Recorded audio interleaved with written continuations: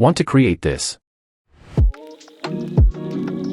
I have already speed ramped the clips, so now we can simply start. Select the layer you want the white flash to appear and press Ctrl+D. Change the composition preview resolution to full and head over the first frames of the clip. Once they are RAM previewed, select the rotobrush tool and double-click the preview and mask out your part of the car. For me, I will select the entire car. Also, make sure to keep the selection as clean as possible to achieve the best results.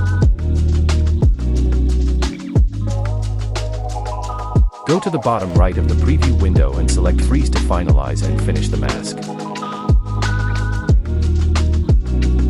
Once the freezing is done, close the rotobrush layer from the preview window and set the preview resolution back to quarter.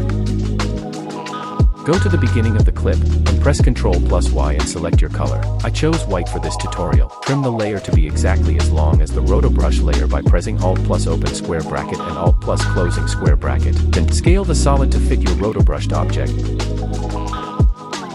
Then press F4 to open toggled switches and select the rotobrushed layer as the track matte. You will now see that the rotobrushed layer is now entirely filled with the color of the solid. To make this a flash now, select the solid and go to the start and press Alt+Shift+T to set opacity keyframe. Go to the end of the solid layer and drag the opacity value from 100% to 0%. After Effects will automatically create a keyframe for that change. Select both opacity keyframes and either use flow or create a similar graph to mine. Feel free to adjust the graph to your liking.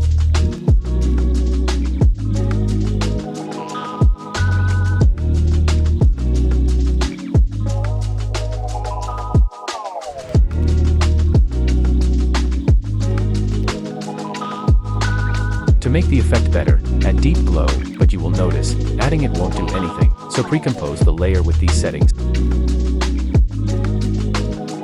Apply deep glow again with these settings. If you want either flow or deep glow, join my Discord for free. Link in the description.